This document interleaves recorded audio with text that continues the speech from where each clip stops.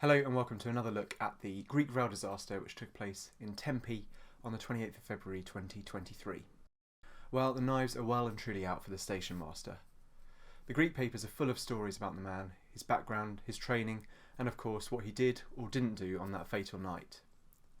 The 59-year-old joined Greek Railways in 1989, though he spent the last 10 years in another state agency, returning to the railway in late 2022 to start his training to be the station master at Larissa. Now, the Greek newspaper Kathimerini sniffily asked a former railway safety inspector how it could be that a man who started his career as a mere porter could now find himself as a station master. I'm not going to go into the absurdity of that question, but it does show the type of discussion going on in a country which is understandably outraged and disgusted by this tragedy. Now, I spoke in the first video about the length of that signalling section in which both trains crashed. It was 30 miles between Larissa and Neoporoi. Now, it appears that a station master or a signaller at Neoporoi radioed the Larissa station master to tell him that the freight had entered the block on the down line. Greek media has also learned that the station master had around 17 minutes to realise what he'd done, because the signalling diagram at Larissa should clearly have shown the two trains in the same section for that length of time, after he told the driver to pass the signal at danger and before the crash.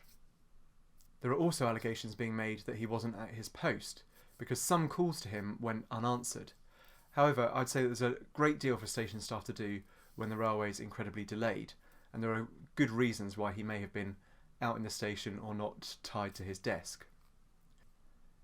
It came out over the weekend that shortly before instructing the incident train to move off in the up direction on the down line, he had dealt with a local train coming in to terminate at Larissa, coming off the down line, and then going back towards Neoporoi on the up line. That train was dealt with as it should have been. This is interesting new information. Remember that the incident train, an express, was incredibly delayed and running very late because of earlier delays on the main line. It really should have gone ahead of that local train, which runs slower than it, but the local train got routed onto the up. I wonder if, with everything going on, the station master's panicked, realising he should have put the express ahead of the local. He's then taken an out. He's put the up express on the down line, knowing that the express will be able to overtake the local before they both get to Neoporoi. With everything going on, he's rushed that decision with the result that we've seen. Now, remember that this is all just conjecture, and I want to be clear that I'm not being an apologist for the station master. The proximate cause of this incident may well have been negligence. That will be for the Greek legal system to decide, and for his part he has apologised for his role in the disaster.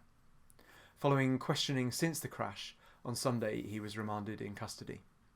What I fear is that the focus on the individual will absolve others of responsibility and act as a smokescreen for deeper, more systemic issues. If you've read about this case in the British press, you'll have heard of Greek protesters calling for the inquiry not to be a whitewash, and I would share their concern. In the history of British railways, we've certainly had cases where the blame was pinned on an individual, and then everyone's moved on thinking that we've gotten to the bottom of it, ignoring the systemic issues which allowed the incident to take place. My colleague Nigel Searle explained to me how this was the case with the Purley rail disaster in 1989, when the driver was convicted of manslaughter, and only much later did the deeper causes come to light. The fact remains that this section of track was due to have been upgraded in 2016 to the European Train Control System, or ETCS. That date then slipped from 2016 to 2020, and then moved again to late 2023. This line should have been protected by ETCS, which would have prevented this tragedy from occurring. My point here is that in a properly functioning safety system, one person's mistakes or errors should not be able to lead directly to a fatal incident.